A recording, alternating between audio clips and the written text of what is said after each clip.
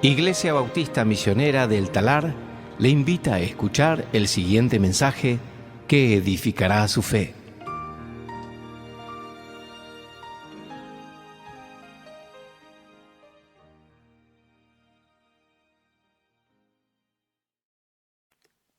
Colosenses capítulo 3. Allí va a ser donde pasamos nuestro tiempo en esta mañana. Colosenses capítulo 3. Y vamos a estar del versículo 1 al versículo 4. ¿Sí? Pero antes de eso vamos a orar una vez más, pedir al Señor que nos guíe, que nos dé de su entendimiento y sabiduría para poder comprender su palabra. Oramos. Padre, te agradecemos una vez más en esta mañana por poder hablar contigo. Y gracias, Señor, porque lo podemos hacer en el momento que lo necesitamos, todo el tiempo, porque Cristo está allí intercediendo por nosotros.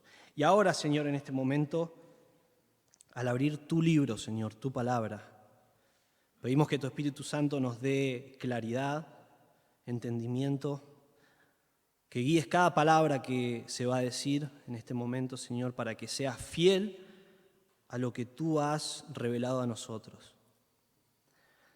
Padre, te pedimos que nos santifiques por medio de tu verdad, y tu palabra es la verdad. Que edifiques tu iglesia, Señor, por medio de este mensaje. En el nombre de Cristo Jesús. Amén.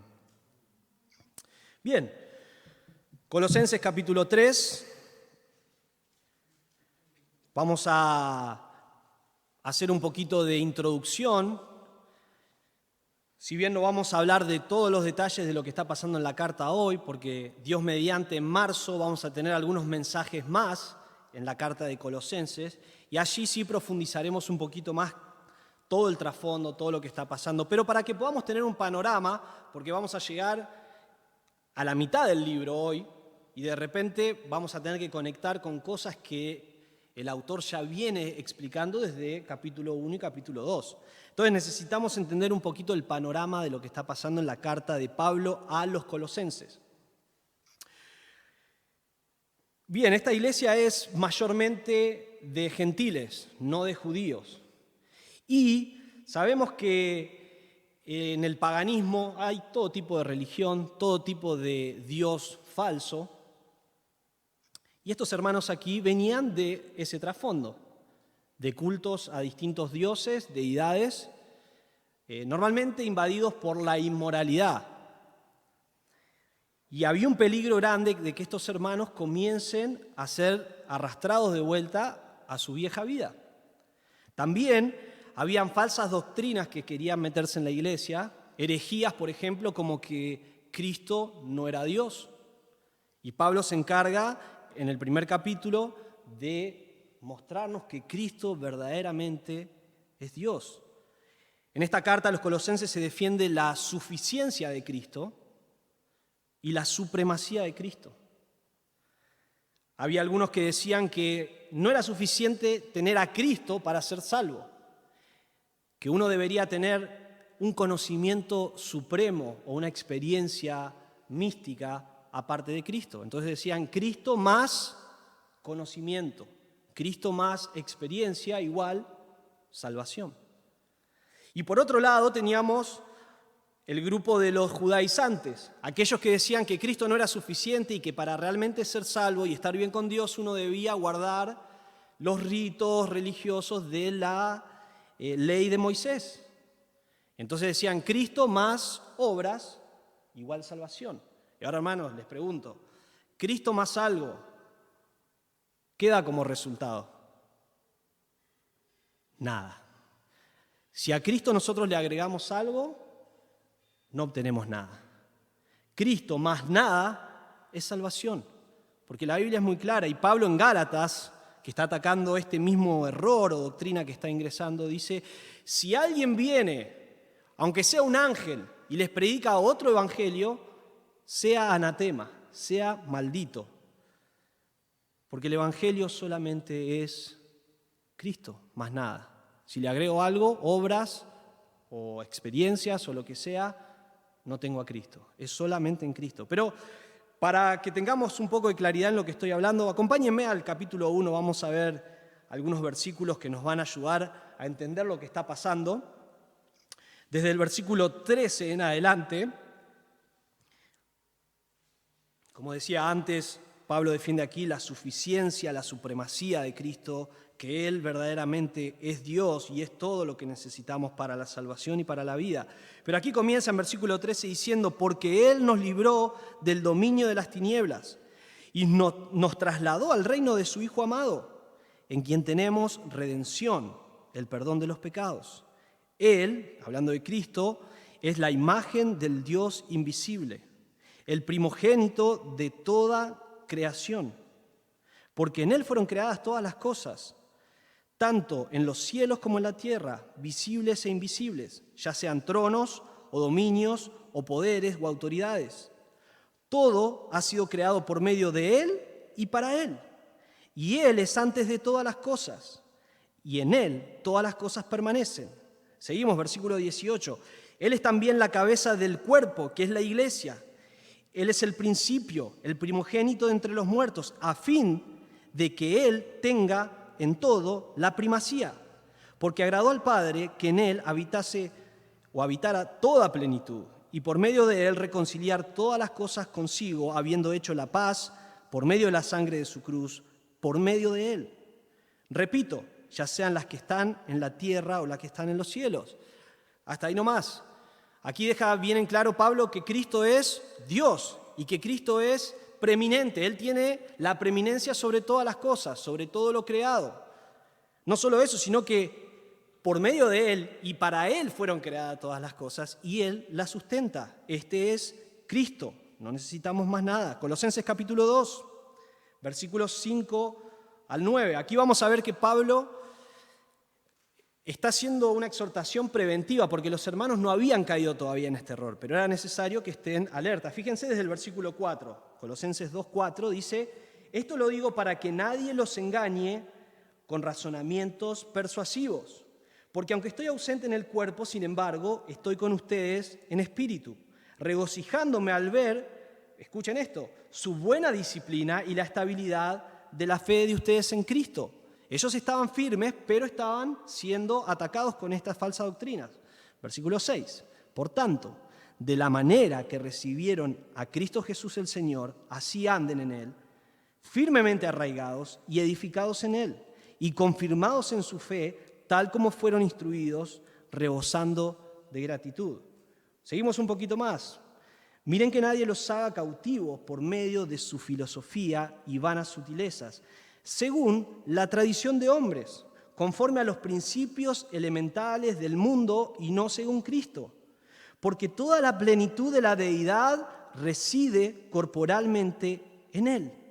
Y escuchen esto, y ustedes han sido hechos completos en Él, que es la cabeza sobre todo poder y autoridad.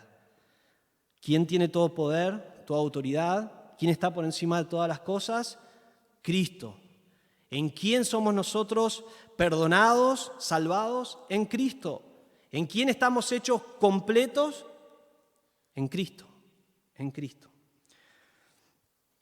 Los primeros 2 capítulos de la carta son más bien instructivos y los segundos 2, los últimos 2, son más bien prácticos. ¿Cómo llevar a la práctica todo lo que Pablo ya ha expuesto en capítulo 1 y 2?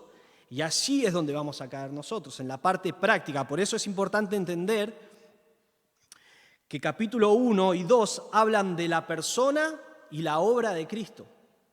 La persona y la obra de Cristo. Y en capítulo 3 y 4, cómo podemos vivir a la luz de quién es Cristo y lo que ha hecho a nuestro favor. Nunca el cristiano es llamado a vivir sin que el Señor nos dé una base de por qué. Y nuestra base es porque Cristo ya ha hecho la obra a nuestro favor. Y porque en Cristo encontramos todos los recursos para vivir la vida que Dios quiere que vivamos. Y aquí en capítulo 3 vamos a ver lo que corresponde a la nueva vida del creyente. Y eso lo vamos a ver hoy y después en marzo, en algunos domingos más, quizás 2 o 3. Todo lo que corresponde a la nueva vida del creyente. La Biblia es muy clara que cuando Cristo llega a tu vida, cuando Él te salva, tu vida ya no puede ser igual. Él transforma. El poder del Evangelio es transformación. No solo espiritual, pero también en la conducta, de adentro hacia afuera. No como el mundo lo quiere lograr, que realmente quiere lograr de afuera hacia adentro el cambio. Eso nunca funciona en la Biblia. Así que llegamos ahora a nuestro pasaje, al capítulo 3, y lo que vamos a ver en esta mañana es que el creyente en Cristo tiene una nueva vida. Y a la luz de que tiene una nueva vida debe tener un nuevo enfoque. Ese enfoque debe concordar con esta nueva identidad que tiene en Cristo. Y debe vivir animado y motivado por la nueva esperanza que tiene en Cristo. Entonces, para los que anotan, vamos a ver 3 puntos en esta mañana. La nueva vida, el nuevo enfoque y la nueva esperanza. Esas 3 cosas son lo que van a llevar nuestros pensamientos en esta mañana. Capítulo 3, versículo 1, entonces comenzamos aquí, la nueva vida que tiene el creyente en Cristo. Dice, si ustedes pues han resucitado con Cristo. Y a veces en la traducción de los idiomas se pierde un poco el sentido, y cuando leemos esto quizás pensamos que esto es una probabilidad. Quizás podemos entender que el apóstol dice, si de casualidad ustedes resucitaron con Cristo, pero ¿se acuerdan nuestro estudio de Filipenses la semana pasada? Aquí es lo mismo, esto es una certeza que el apóstol da. No es una probabilidad, no es una chance, no es si de casualidad. Lo que realmente aquí dice es, ya que ustedes han resucitado con Cristo, debido a que ustedes han resucitado con Cristo. Y después Él va a mandar responsabilidades que corresponden a esta realidad. Si no estuviste la semana pasada, quiero darte el ejemplo en Filipenses. No vayan allí, pero escuchen. Filipenses capítulo 2, para que tengas la conexión para el próximo domingo si ya está el pastor. Vimos solamente en el versículo 1, la primera parte decía, por tanto, si hay algún estímulo en Cristo, y volvemos a leer, ya que hay estímulo en Cristo, ya que hay consuelo de amor, ya que alguna comunión. O sea, debido a que tenemos todas estas cosas en Cristo, después el apóstol nos manda, el Señor mismo nos manda a vivir en obediencia de acuerdo a eso. Entonces aquí estamos en lo mismo. Ya hemos resucitado. El creyente en Cristo ha resucitado. Bueno, ¿dónde nos dice eso? Pablo lo estaba abarcando en el capítulo 2, fíjense, versículos 12 y 13, dice, habiendo sido sepultados con Él en el bautismo, en el cual también han resucitado con Él, por la fe, en la acción del poder de Dios que lo resucitó entre los muertos. Versículo 13, y cuando ustedes estaban muertos en sus delitos y en la incircuncisión de la carne, Dios les dio vida juntamente con Cristo, habiéndonos perdonado todos los delitos, habiendo cancelado el documento de deuda que consistía en decretos contra nosotros y que nos era adverso, y lo ha quitado de en medio, clavándolo en la cruz. Y habiendo despojado a los poderes y autoridades, hizo de ellos un espectáculo público, triunfando sobre ellos por medio de él. ¿Qué dice la Biblia allí? Fuimos muertos con Cristo, sepultados con Cristo y resucitamos con Él. Eso es lo que representamos en el bautismo. Cuando somos sumergidos en las aguas, nos identificamos con la muerte de Cristo. Y cuando salimos de las aguas, estamos identificándonos con su resurrección y con la vida nueva en Cristo. Vayan conmigo, les voy a pedir a Efesios capítulo 2. Efesios capítulo 2 está ahí unas cartas para atrás. Antes de Colosenses está Filipenses y antes está Efesios. Mientras ustedes van a Efesios capítulo 2, quiero leer desde Romanos capítulo 6. Y estamos hablando de esta verdad de que hemos sido resucitados con Cristo. Efesios capítulo 2, y vamos a leer desde el 4 hasta el 7. Pero primero escuchen en Romanos 6. Romanos 6:1 en adelante dice, ¿qué diremos entonces? ¿Continuaremos en pecado para que la gracia abunde? De ningún modo. Nosotros, que hemos muerto al pecado, ¿cómo viviremos aún en él? ¿O no saben ustedes que todos los que hemos sido bautizados en Cristo, hemos sido bautizados en su muerte? Por tanto, hemos sido sepultados con Él por medio del bautismo para muerte, a fin de que como Cristo resucitó de entre los muertos por la gloria del Padre, así también nosotros andemos en novedad de vida. Porque si hemos sido unidos a Cristo en la semejanza de su muerte, ciertamente lo seremos también en la semejanza de su resurrección. Último versículo que leo. Sabemos esto, que nuestro viejo hombre fue crucificado con Cristo, para que nuestro cuerpo de pecado fuera destruido, a fin de que ya no seamos esclavos del pecado, porque el que ha muerto ha sido libertado del pecado. Y aquí lo que dice es que una vez que morimos con Cristo, estamos muertos y ya no somos esclavos del pecado. Y por primera vez podemos empezar a vivir la vida de Cristo, podemos empezar a vivir para Dios. Porque dice el siguiente versículo, y si hemos muerto con Cristo, creemos que también viviremos con Él, sabiendo que Cristo, habiendo resucitado entre los muertos, no volverá a morir, la muerte ya no tiene dominio sobre Él, porque en cuanto a que Él murió, murió al pecado, de una vez para siempre, pero en cuanto Él vive, vive para Dios. Y así nosotros también vivimos para Dios. Efesios capítulo 2, que están allí, los primeros versículos dicen cuál es la condición de todo ser humano que no tiene a Cristo. Estamos perdidos, estamos muertos, no tenemos ninguna esperanza, somos hijos de ira. Versículo 4, pero. Y no dejes de maravillarte cuando ves este pero, porque es la intervención de Dios. Dice, pero Dios, que es rico en misericordia, por causa del gran amor con que nos amó, aun cuando estábamos muertos en nuestros delitos, nos dio vida juntamente con Cristo. Por gracia ustedes han sido salvados. Escucha bien. Y con Él nos resucitó. Y con Él nos sentó en los lugares celestiales en Cristo Jesús, a fin de poder mostrar en los siglos venideros las sobreabundantes riquezas de su gracia por su bondad para con nosotros en Cristo Jesús. ¿Te das cuenta que en todo lo que leímos, lo que predomina es que en Cristo, en Cristo, en Cristo. Dios nos dio una nueva vida en Cristo. Y aquí dice que juntamente con Él nos resucitó y con Él nos sentó a la diestra del Padre. ¿Dónde estás sentado hoy? Bueno, yo te veo aquí, en la iglesia, ¿no? Pero posicionalmente esto es una realidad. Y un día se va a cumplir, literalmente nosotros vamos a ser resucitados en nuestros cuerpos, seremos dados cuerpos glorificados. Pero esto es una realidad, algo que los autores lo escriben en el pasado, porque es ciertísimo.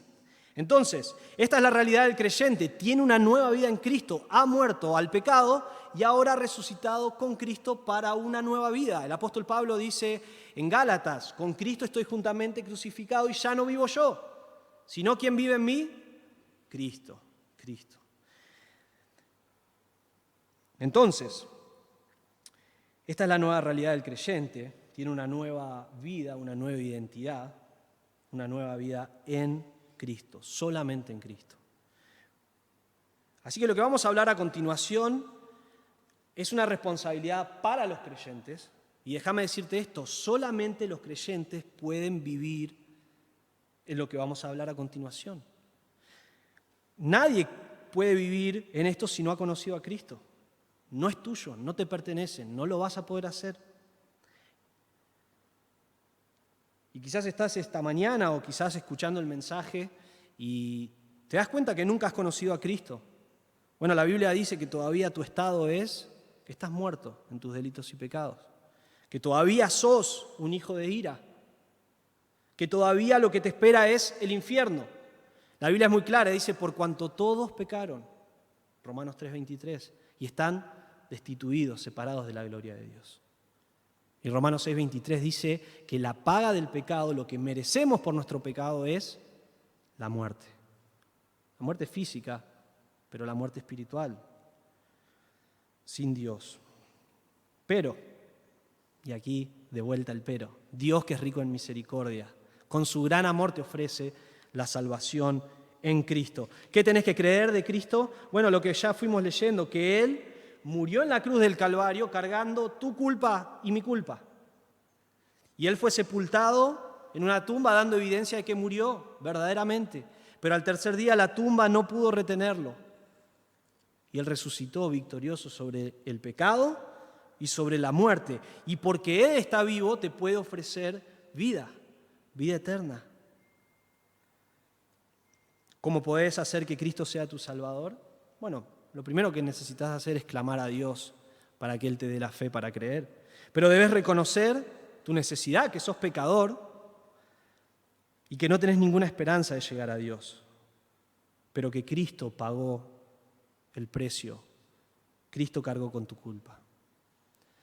Y entonces ya no confías en vos para llegar a Dios, sino que confías en la obra de Cristo en la cruz. La Biblia dice que si te arrepentís de tus pecados y pones tu fe en Cristo, Él te perdona y te da vida. Y entonces sí, esta puede ser tu realidad. Y entonces sí, esta puede ser tu identidad, de tener una nueva vida y haber resucitado con Cristo. Si no lo has hecho aún, te ruego que pongas tu fe en Cristo. Pero queridos hermanos, nosotros que ya hemos sido salvados, que ya hemos entendido este glorioso mensaje y que cada vez que lo escuchamos debemos dar gracias y alabar al Señor porque es la verdad más gloriosa que hemos escuchado y que nos transformó. Nosotros entonces, ahora que esta es nuestra identidad, que ya sabemos lo que somos por medio de Cristo y por lo que Él ha hecho, esta nueva vida demanda un nuevo enfoque, demanda de nosotros una nueva perspectiva de la vida, una nueva manera de interpretar la vida, las situaciones. Y esto nos lleva a nuestro segundo punto. El creyente, el que tiene una nueva vida en Cristo, el que ha resucitado en Cristo, debe tener un nuevo enfoque. Y aquí en el versículo 1, la segunda parte, y también en el versículo 2, vamos a ver mandatos para el creyente. Después de recordarnos nuestra realidad, y esa es la base, nos va a dar mandatos, cosas en las que vos y yo tenemos que estar prestando atención y obedecer. Y lo que vemos allí entonces dice, busquen las cosas de arriba, donde está Cristo sentado a la diestra de Dios. Pongan la mira en las cosas de arriba, no en las de la tierra. ¿Cuáles son los mandatos que tenemos? Busquen las cosas de arriba.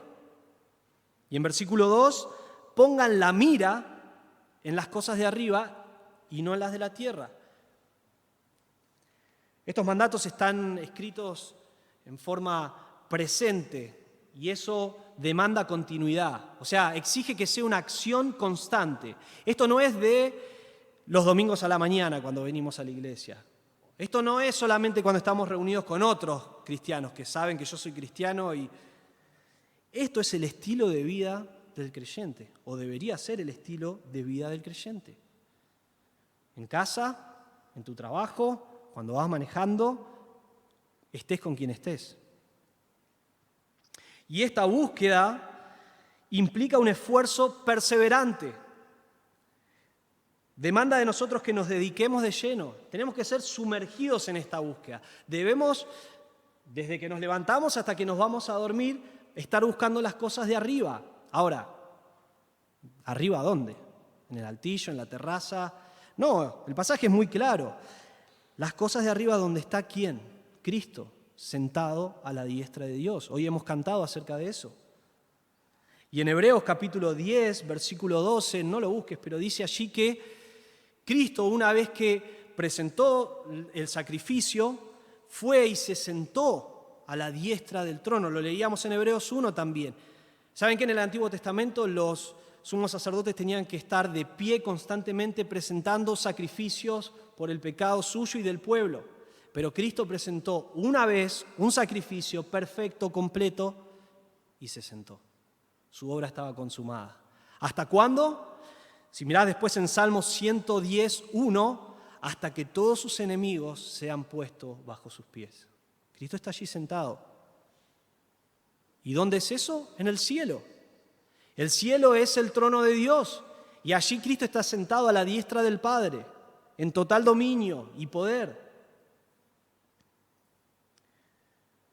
Debemos buscar constantemente las cosas celestiales. Pero déjame decirte esto no es una búsqueda como cuando mamá las que son mamá van a saber lo que digo, y los que son hijos van a saber lo que digo. Cuando mamá manda a su hijo a buscar algo, ¿no? Tráeme del cuarto, en el tercer estante, tal cosa. Y va el hijo, ¿qué hace? Va, se para enfrente de donde le dijo la madre, 2 segundos dice, no está. Y vuelve. ¿Y qué le dice mamá? Mamá le dice, si yo voy y lo encuentro, y el milagro que sucede ahí es que va y lo encuentra. Vos no lo viste, pero ella va y está ahí. Lo mismo se aplica para esposas y maridos, ¿no? Amor, ¿dónde dejaste la camisa? Está colgada en la... Vas y no está, pero cuando ella va, estaba ahí. Bueno, no es una búsqueda así, sencilla, sin propósito, con poco esfuerzo.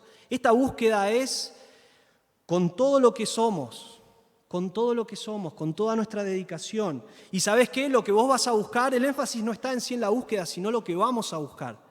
Y lo que vamos a buscar nunca te va a defraudar porque está allí. Nos manda el apóstol a buscar las cosas donde está Cristo sentado. Cristo está allí sentado en control, en dominio. Y ya vimos en capítulo 2 que nosotros encontramos nuestra plenitud, estamos completos en Él.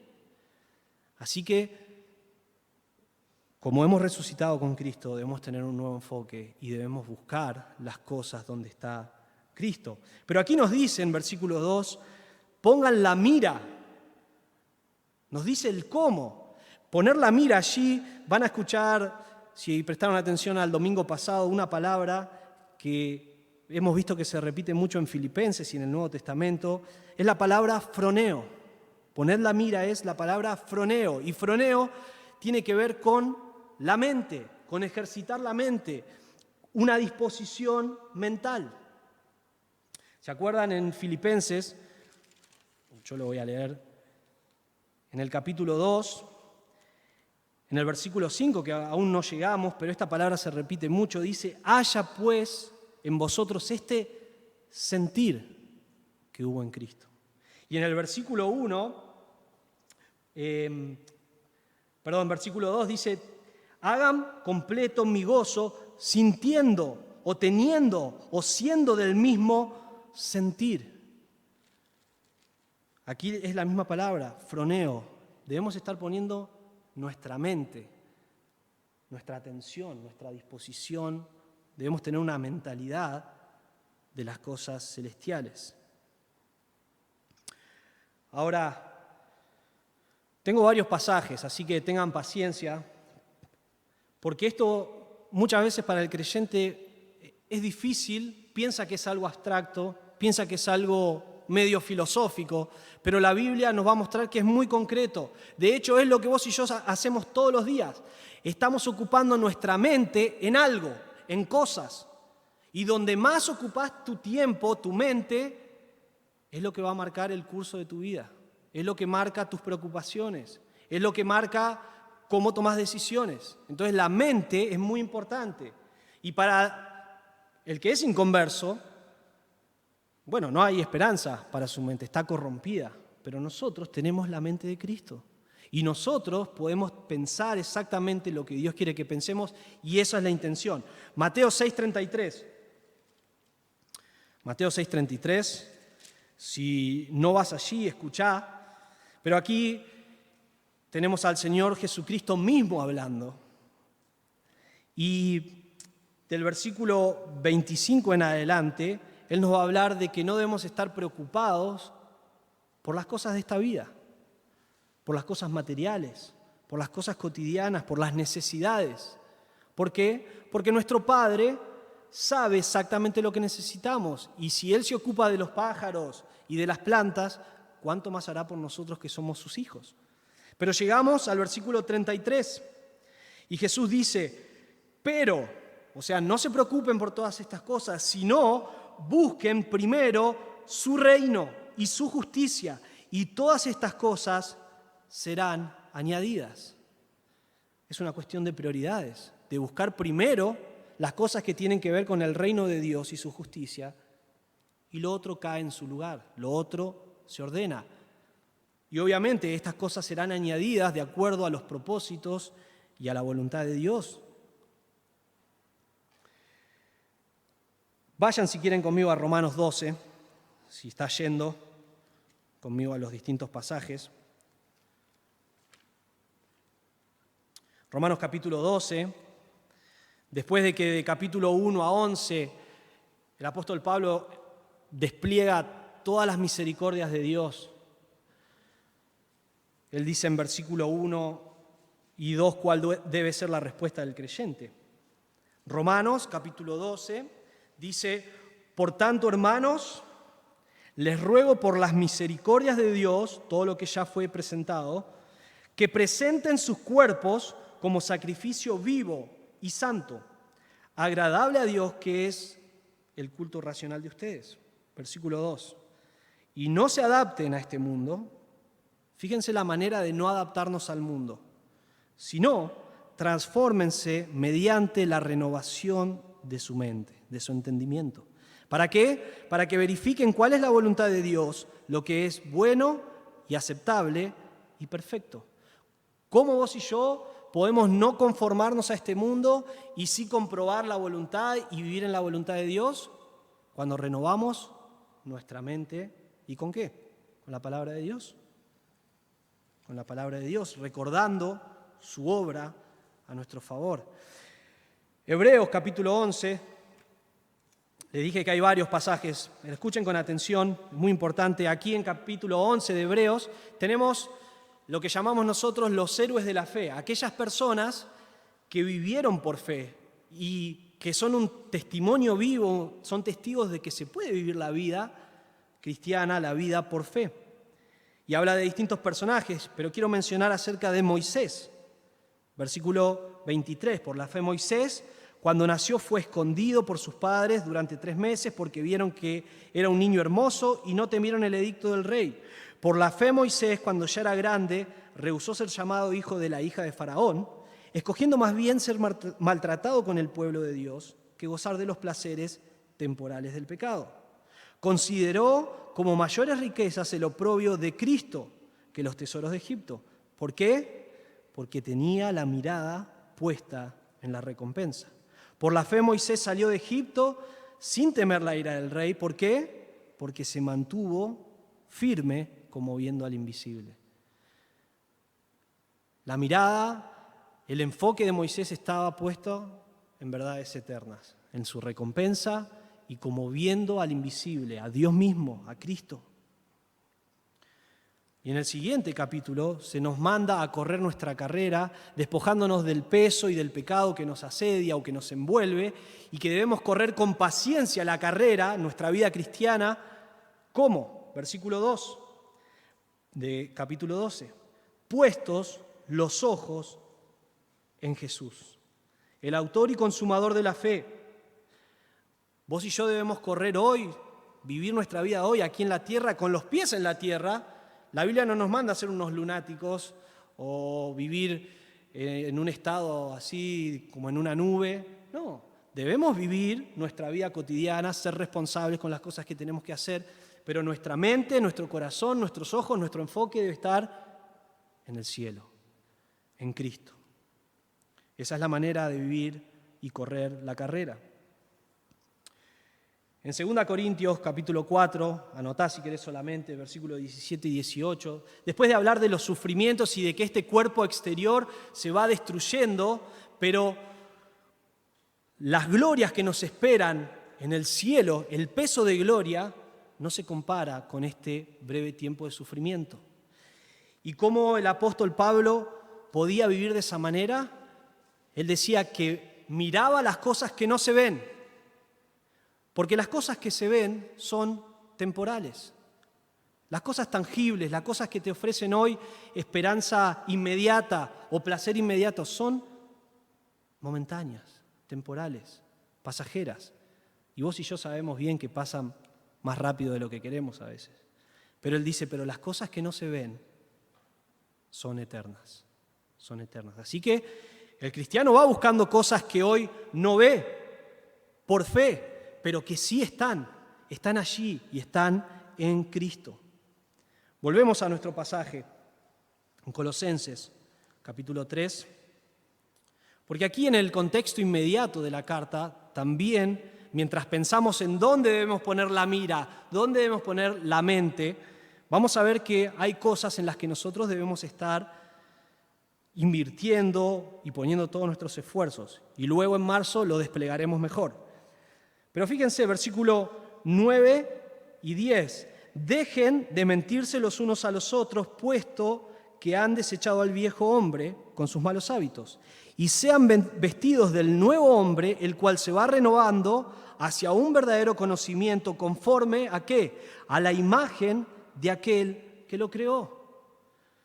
Debemos estar poniendo nuestra mente, nuestro enfoque en la persona de Cristo, en su carácter, en sus virtudes. Todas las virtudes que vamos a hablar en un tiempito más adelante y que nosotros debemos estar demostrando en nuestra conducta pertenecen y se encuentran en Cristo, en su carácter. Así que debemos estar pasando tiempo en conocer a nuestro Salvador. ¿Para qué? El propósito de Dios en tu vida y en mi vida es formarnos a la imagen de su Hijo Jesucristo. Así que ponemos nuestra mente, dedicamos nuestros esfuerzos, nuestra búsqueda en conocer la persona de Cristo. Versículo 16 del capítulo 3.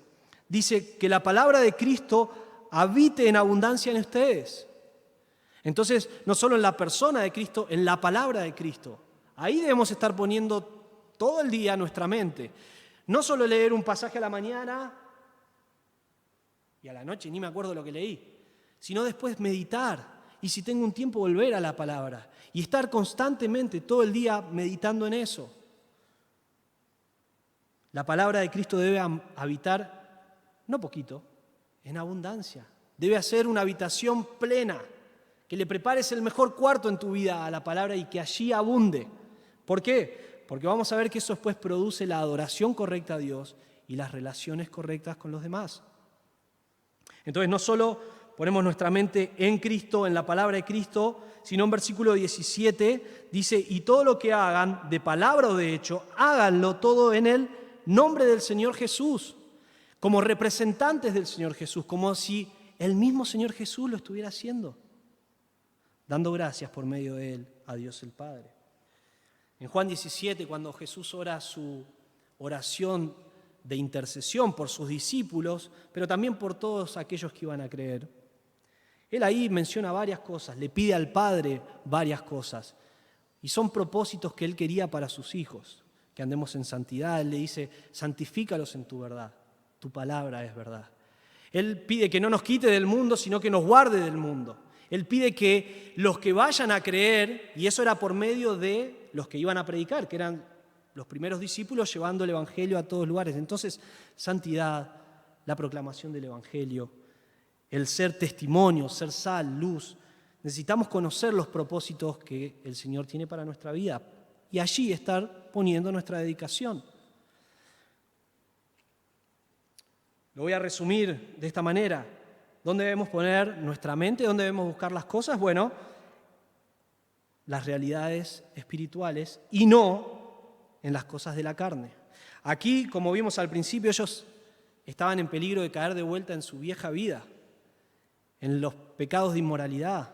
Y Pablo en el capítulo 2, en los últimos versículos, le dice, las falsas doctrinas te dicen que si vos maltratás tu cuerpo, que si haces esto o lo otro, vas a poder tener victoria sobre el pecado. Y nada de eso es suficiente. Pero nosotros, en Cristo, sí podemos tener victoria.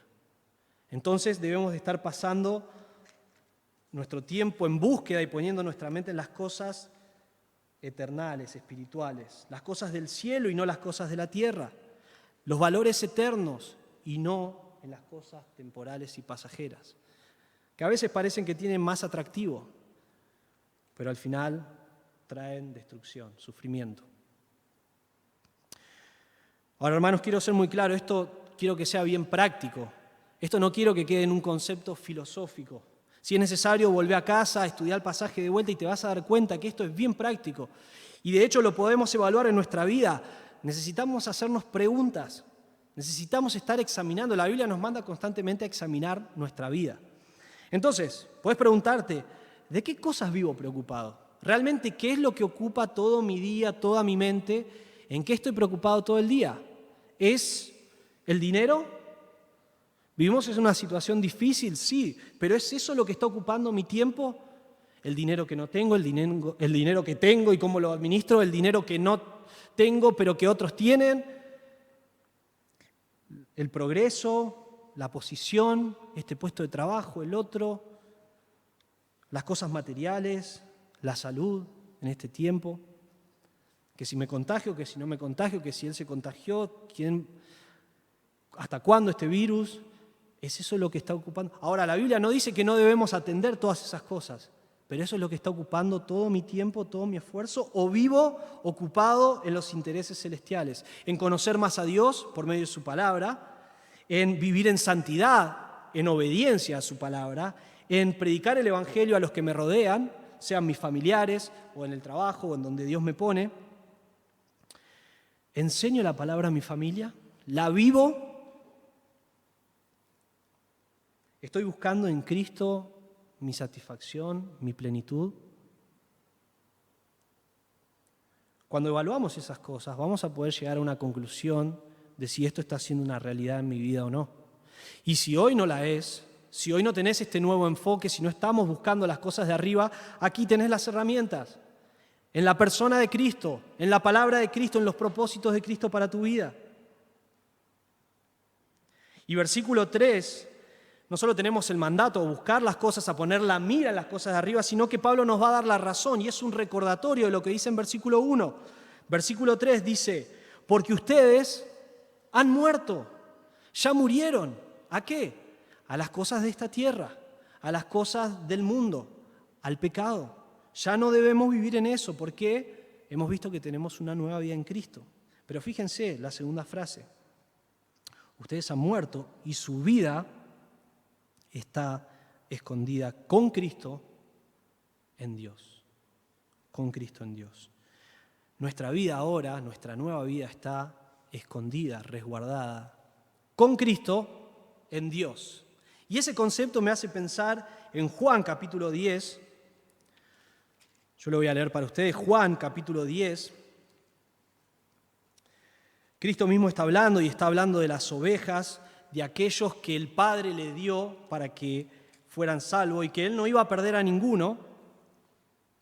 Y versículos 28 y 30 nos hace pensar en este mismo concepto que leíamos. Estamos con Cristo en Dios. Juan 10, 28 dice, yo les doy vida eterna y jamás perecerán.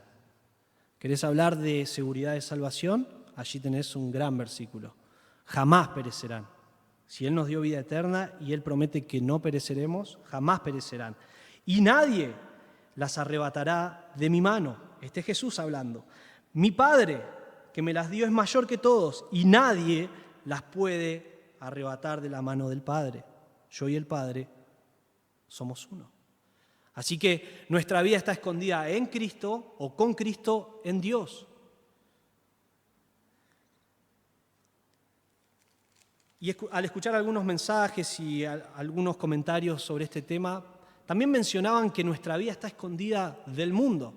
El mundo, cuando ve al creyente, no puede apreciar la vida plena que tenemos. De hecho, piensan que somos o unos locos o unos fanáticos, o que realmente no tiene ningún sentido hacer todo lo que hacemos o no hacer todo lo que ellos hacen. Y parece en el transcurso de esta vida que para ellos y para nosotros da lo mismo vivir para Dios o no. Y a veces parece que a ellos les va mejor que a los hijos de Dios. Y quizás te ha pasado de decir, Señor, tu palabra dice otra cosa. Dice que el injusto no va a prosperar. Pero sabemos que en un momento todo será acomodado y el Señor mostrará realmente su justicia. Pero piensen esto, el mundo no puede apreciar la vida que tenemos en Cristo, pero vos y yo conocemos que en Cristo tenemos todas las riquezas. En Él habitan todas las riquezas del conocimiento y de la sabiduría. En Él estamos completos. Y un día, todo tendrá sentido. El pastor John MacArthur dice en uno de sus mensajes, el veredicto de la eternidad revertirá el veredicto del tiempo. Que, lo digo de vuelta, el veredicto de la eternidad revertirá el veredicto del tiempo. Lo que hoy el mundo piensa que no tiene sentido, cuando Cristo venga, se va a mostrar que eso verdaderamente era lo que valía la pena. Que ellos estaban camino a la destrucción y que nosotros íbamos por el camino que lleva a la salvación. Y vos decís, bueno, ¿dónde dice todo esto? Bueno, es que esto nos lleva a nuestro tercer punto. No solo tenemos una nueva vida y eso demanda un nuevo enfoque de buscar las cosas de arriba y poner la mira, nuestra mente, nuestro enfoque en las cosas de arriba, en las cosas celestiales, en las verdades espirituales, sino que el creyente debe vivir motivado por su nueva esperanza. Ese es nuestro último punto. Tenemos una nueva esperanza. Antes de conocer a Cristo ya hemos leído, estábamos muertos, éramos enemigos de Dios, éramos hijos de ira. Realmente no teníamos ninguna esperanza. Pero ahora, fíjense, versículo 4, cuando Cristo, nuestra vida, se ha manifestado, entonces ustedes, los colosenses, pero nosotros también, serán manifestados con Él en gloria. Cristo un día vuelve, puedes leer Apocalipsis capítulo 19 y vas a ver a Cristo que viene montado en su caballo con todo poder y autoridad. ¿Y sabés quién viene con Él? Vos y yo. En gloria. Y vamos a reinar con Él. El creyente ahora vive con la expectativa de lo porvenir. Vivimos el hoy, somos conscientes del hoy, pero con una expectativa de lo que viene. Y esa esperanza segura de lo que viene nos motiva a vivir hoy. Hermanos, que Dios va a cumplir todas sus promesas nos tiene que motivar a vivir. Porque cuando falta algo, yo puedo recordar que Él dijo que iba a proveer todo lo que necesitaba y que el Padre cuida de mí y yo sé que Él es fiel.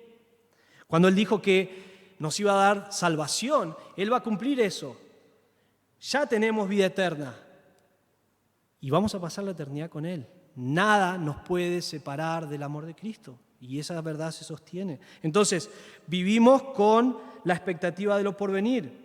Y dice, cuando Cristo sea manifestado, eso va a ser en su segunda venida y Él va a ser manifestado en gloria y nosotros vendremos con Él. Acompáñenme a 1 Juan, por favor, 1 Juan capítulo 3. Este es el último pasaje que los voy a hacer buscar.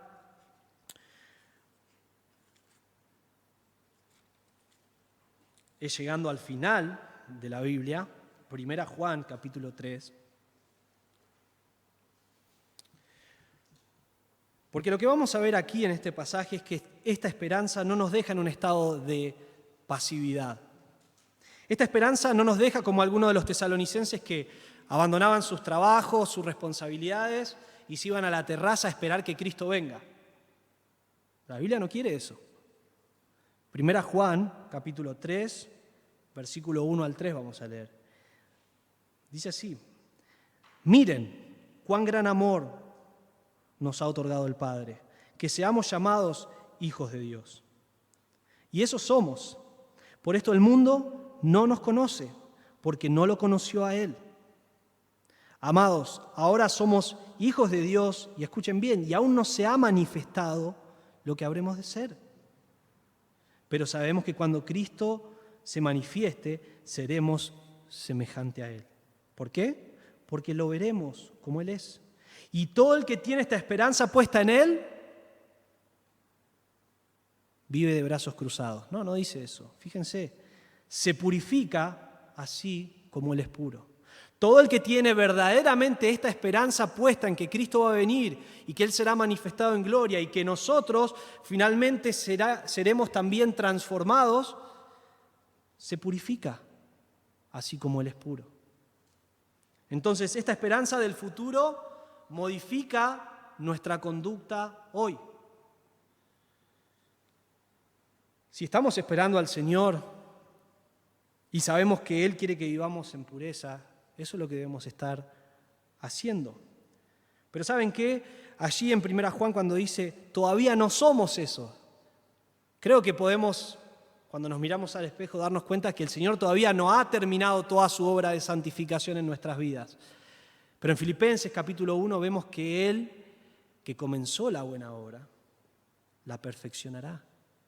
Él va a completar lo que comenzó. Y un día seremos manifestados con Él en gloria. Y esta nueva esperanza que tenemos en Él, como hemos visto, todo es en Cristo, debe modificar la conducta hoy. Entonces, para ir concluyendo el mensaje en esta mañana y que pensemos, el primer punto era la nueva vida en Cristo. ¿Es esta tu realidad? ¿Has resucitado con Cristo por medio de haber confiado en el Evangelio? Si no, es allí donde debes comenzar. Ese es el punto de partida.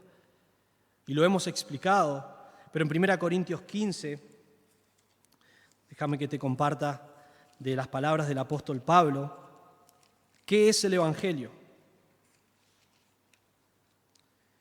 1 Corintios 15, versículo 3, dice, porque yo les entregué en primer lugar lo mismo que recibí, y esto está refiriéndose al Evangelio. En el versículo 1 dice, ahora les hago saber, hermanos, el Evangelio que les prediqué. Y dice que Cristo murió por nuestros pecados. Otra vez, es importante eso, nuestros pecados, no por sus pecados, sino murió en nuestro lugar. Y después dice que esto es conforme a las Escrituras, pero dice que fue sepultado.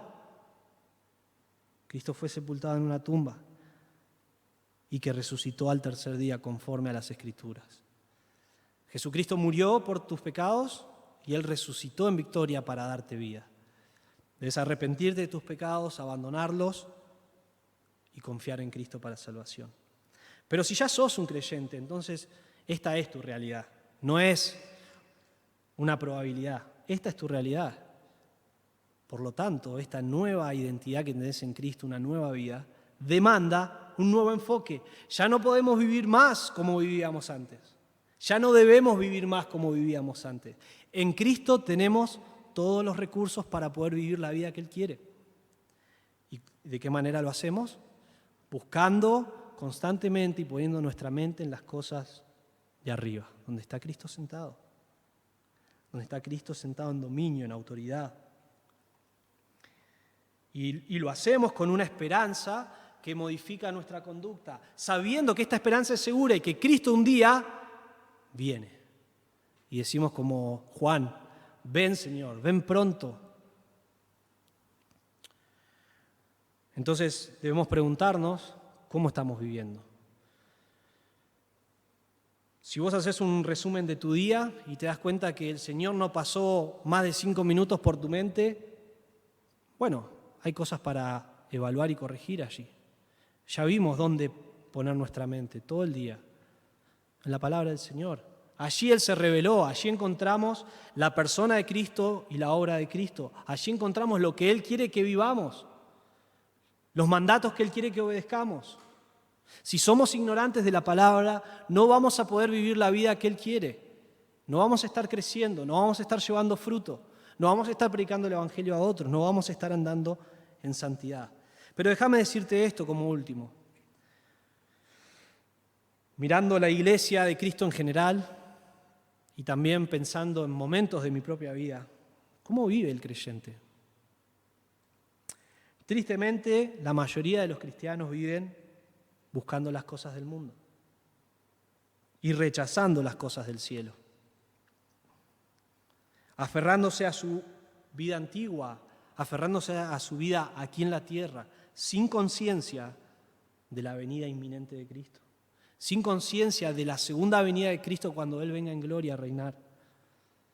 Vivimos el hoy, por el hoy, para nosotros, y que mañana sea lo que Dios quiera. Y realmente va a ser lo que Dios quiere, pero acá tenemos la manera de vivir como Dios quiere. Con los pies en la tierra, pero nuestra mente, nuestro corazón, nuestro enfoque en las cosas del cielo. Te animo a que estés pensando en estas cosas, que vuelvas al pasaje, que busques de qué maneras prácticas vos podés aplicar esto a tu vida. Porque, como decíamos al principio, Esta parte de la carta a los Colosenses es la parte práctica. Entonces debemos interpretar bien esta parte y luego aplicarlo a nuestra vida. Esa es mi oración y que sea de edificación para la iglesia aquí en el Talar. Vamos a orar. Padre, gracias por tu palabra, Señor. Te ruego que cualquier palabra que yo haya dicho que haya sido un estorbo a tu mensaje, tú la quites, Señor, y permitas que al corazón de cada uno de mis hermanos y cada uno que va a escuchar este mensaje pueda llegar exactamente lo que vos querías comunicar. Tu palabra es la verdad, Señor, la verdad absoluta. Y a través de ella nos santificas, nos edificas. A través de ella, Señor, es que conocemos lo que has hecho a nuestro favor por medio de Cristo. Lo que somos en Cristo y cómo quieres que vivamos en Cristo. Padre, que cada día podamos recordar que nos has resucitado con Cristo a una novedad de vida, a una nueva vida. Ya no más esclavos del pecado, sino finalmente podemos vivir para ti, Señor, para servirte, para agradar a nuestro Salvador.